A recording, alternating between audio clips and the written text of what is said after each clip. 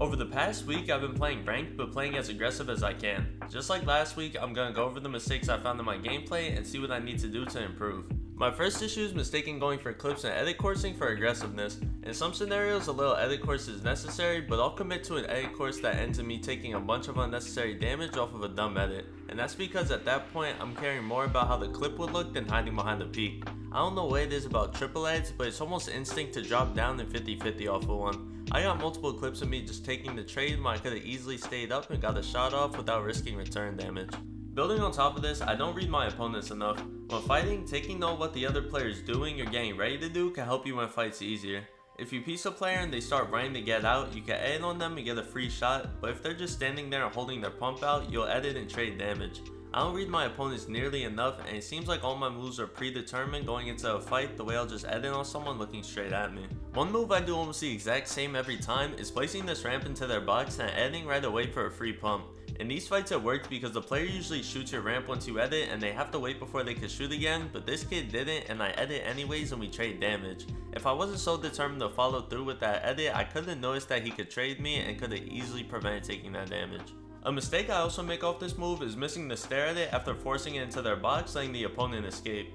You could grab the stare with your shotgun now if you're looking at the right spot, but to make sure I grab it 100% of the time, I need to hold my stare out while editing. Another example of not reading my opponent is making this wide edit when attempting this cone peek instead of any other reasonable edit. I only did it this way because I saw pros do it in similar situations, but the difference is I did it because I saw them do it, not because I read the player's positioning. Also, I need to be more prepared for kids who just run at me. I didn't even consider it being a possibility here and I got caught off guard. Another mistake I'm making is doing too much. I'll overcomplicate an easy kill, not always to be flashy, but experiment with new moves. Trying new things is necessary for improving, but the one example I have in mind is predicting drop downs. I'll force a stare cone into a box, then immediately commit to boxing right under them, but if they decide to edit out on one of their sides instead, I just wasted my builds, put myself out of position, and in these instances got myself killed. While I'm starting to get more confident with my mechanics and I'm using them a lot more, I need to get rid of the rushed and shaky builds and edits causing me to be inconsistent. I notice it the most unrealistic since I'm using my builds more, and the amount of edits and piece control I miss due to me rushing to get an edit off is crazy. It costs me so many kills, it makes fights drag on for a lot longer than they need to. My mechanics itself aren't bad, but because I'm not taking my time, I miss a lot of edits that I usually wouldn't mess up. In this game, I didn't miss out on this kill, but could have done this a lot cleaner if I didn't mess up my first edit. This is something I'll touch on a little bit later, but it was definitely a problem when it came to finishing fights quick this week. I also don't know what angles to take at times and end up doing dumb window peeks where I'm right up against the wall. In some of these games you would have thought I was intentionally editing a window for them to have an advantage on me. Another mistake I'm making is turning my brain off once I have a kid low. I'll be desperate to end the fight and try to do whatever to get that last little bit of damage or skip over doing simple stuff like standing on the cone.